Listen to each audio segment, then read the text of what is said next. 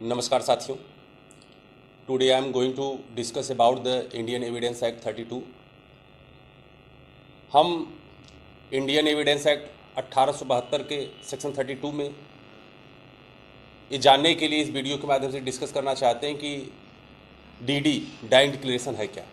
जैसा कि dying declaration सबसे ही स्पष्ट होता है कि मरने से पहले कोई व्यक्ति अपने मरने के कारण के बारे में बताए, वही है डाइंग डिक्लेरेशन। डाइंग डिक्लेरेशन के तथ्य को स्पष्ट करने के लिए एक बड़ा ही चर्चित केस रहा है पकाला नारायण वर्सेस इम्परर 1939 का, जिसमें एक व्यक्ति को जो कि 3000 रुपये का लेन देन था, वो अपनी बीवी से बताता है कि जिसको हमने पैसे दिए हैं उन्होंने पैसे वापस करने के लिए बुलाया है और मैं पैसे लेने के लिए जा रहा हूँ।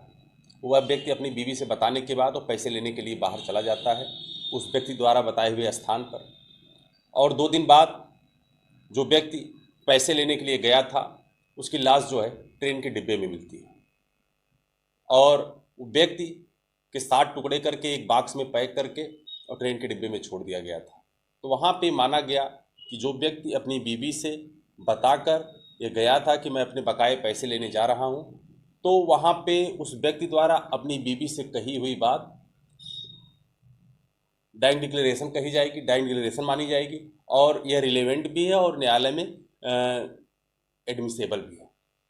वहीं दूसरी केस में हम देख सकते हैं कि एक बड़ा चर्चित केस था तमिलनाडु का, आर मनी वर्सेस तमिलनाडु वर्ष 2006 के केस में न्यायालय में बात स्पष्ट हुई। बड़ी चर्चित केस थी कि एक पति पत्नी के बीच में झगड़े होते हैं और महिला जो अपने ऊपर मिट्टी का तेल छिड़क के आग लगा लेती है और उसकी डेथ हो जाती है।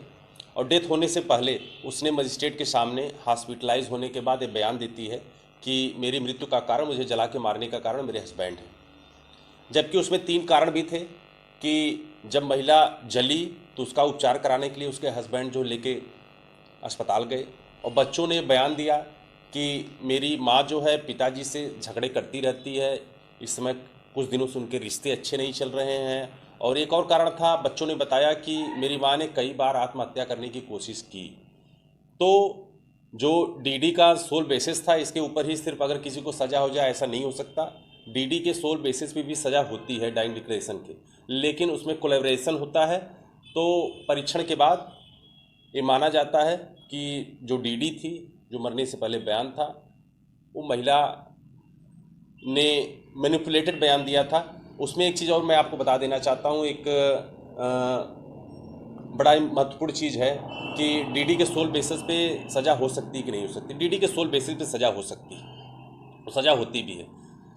तो दूसरी चीज़ कि एक इंग्लिश कानून और इंडियन कानून, ये डीडी को लेकर एक बड़ा भ्रम की स्थिति भी है।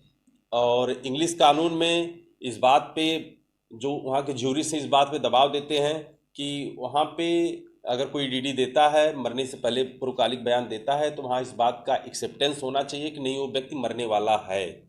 लेकिन इंडियन लॉ में इस बात का कहीं भी जिक्र नहीं है कि इस बात की एक्सेप्टेंस नहीं है कि नहीं मरने वाला व्यक्ति इस बात की एक्सेप्टेंस हो कि नहीं जो व्यक्ति डीडी दे रहा है वो मरने वाला ही है। और अगर व्यक्ति कोई बयान देता है और बाद में उसकी डेथ नहीं होती तो ये डाइंग डिक्लेरेशन नहीं माना जाएगा। एक और उसमें एक नई बात आती है कि अगर कोई व्यक्ति एफआईआर दर्ज करवाया, एफआईआर दर्ज करवाने के बाद अगर वो घर आता है, घर आने के बाद उसका डेथ हो जाता है, तो भी यह बात माना जाएगा कि यह डाइंग डिक्लेरेशन है और यह रिलेवेंट भी होगा और न्यायालय द्वारा एडमिसेबल भी होगा। एक और बात आती है सामने कि डीडी जो पूर्वकालिक बयान है जो मरने से पहले कोई व्यक्ति देता है, कोई कहता है कि डॉक्टर के सामने दे सकता है, कोई कहता है पुलिस के सामने दे सकता है और कोई कहता है कि मजिस्ट्रेट के सामने दे सकता है। जो एविडेंस एक्ट 32 के सब क्लास 1 में जो बातें लिखी गई हैं उसमें स्पष्ट है कि डीडी जो है डॉक्टर के सामने भी हो सकती है, मजिस्ट्रेट के सामने भी हो सकती है और पुलिस वालों के सामने भी हो सकती है। उसमें एक चीज और सामने आती है कि वेट किसका बढ़ जाता है। डॉक्टर जो बयान लिखता है वो ये देखता है कि स्टेट ऑफ माइंड क्या है उसका।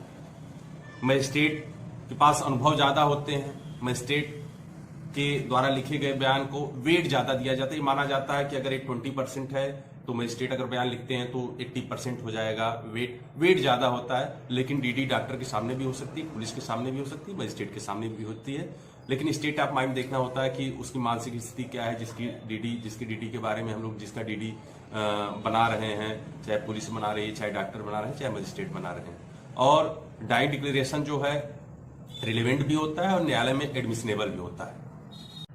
In Indian law, acceptance of death is not necessary, but in English law, acceptance of death is necessary.